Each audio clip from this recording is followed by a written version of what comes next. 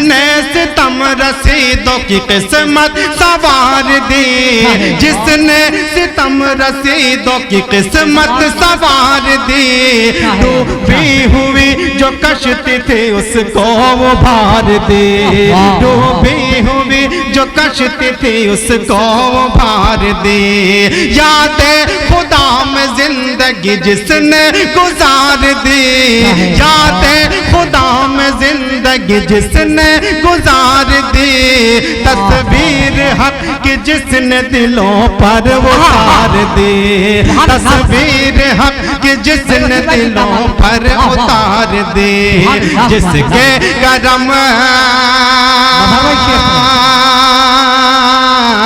جس کے کرم سے ہو گیا سارا جہان حال، وہ آمینہ کا لال ہے، وہ آمینہ کا لال ہے۔ دلچسپ قصہ ہے کہ جب میں پی ایچ ڈی کر رہی تھی تو جب میں ڈاکٹر صاحب کے یہاں جاتی تھی تو حامد صاحب سے ڈاکٹر صاحب کہتے تھے کہ دیکھو بھائی، میں تو سمجھتا ہوں کہ کتابوں کی چوری جائز ہے اور میں لائبریری میں جاؤں گا تو چراؤں گا ضرور، اور حقیقت ہے کہ لائبریری میں بہت سے لوگوں نے ان کی کتابیں چرائیں اور اپنے نام سے شائع کرائیں، اور اس وجہ سے وہ کتابوں کے بارے میں بہت محتاط رہتے تھے۔ لیکن وہ اختر صاحب کو ظاہر ہے ان کے دوستوں میں تھے، کتابیں دیتے تھے، لیکن انہیں یہ ہدایت کی تھی کہ کسی کو میرے پاس مت بھیجنا، اور اسی وجہ سے انہوں نے مجھے منع کیا تھا۔ انہوں نے یہ تنبیہ کی تھی کہ میں جب وہاں جاؤں تو یہ بات انہیں ہرگز نہ بتاؤں، اور مجھے ان کے پاس ڈاکٹر اختر بستوی صاحب نے بھیجا ہے، اور یہ راز حامد چچا کو کبھی پتہ نہیں چل سکا۔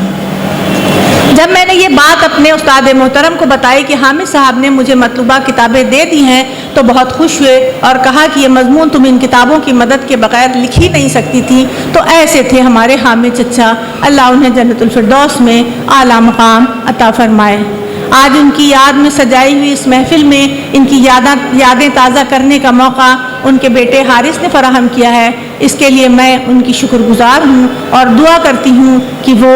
آصف اور طارق بھائی اپنے خاندان کی اس بیش قیمت وراثت کو اسی طرح سنبھال کر رکھیں اور اردو زبان و ادب کے ساتھ ساتھ سماج کی خدمت اسی مستعدی اور انہماک سے کرتے رہیں جیسے ان کے والد محترم نے کی تھی۔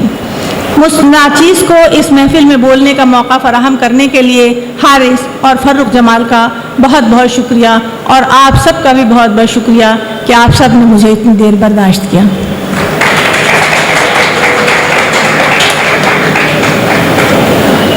دوستو، یقیناً ڈاکٹر درخشاں تاجور نے جو اپنا مقالہ، جو اپنے خیالات پیش کیے، وہ اس بات کی ضامن ہے کہ جناب محمد حامد علی صاحب سے ان کی دیرینہ محبت تھی۔ انہوں نے نہ صرف حامد علی صاحب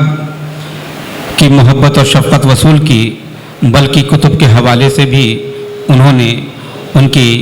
تمام کاوشات کا اعتراف بھی کیا ہے۔ کوئی نہ لگا سکا اس کے قد کا اندازہ، کوئی نہ لگا سکا اس کے قد کا اندازہ، وہ آسماں تھا مگر سر جھکائے پھرتا تھا۔ تو یقیناً ہمارے دیار میں، شہر گورکھپور میں کچھ ایسی شخصیتیں تھیں کہ جنہوں نے اردو ادب کے لیے جو ثمر بویا ہے، جو بیج لگائے ہیں، وہ آج بھی ہمارے بیچ تناور درخت کی شکل میں موجود ہو رہے ہیں۔ اور دوستو، کسی درخت کی آبیاری کے لیے، اس کی نمو کے لیے بڑی کاوشیں کرنی پڑتی ہیں۔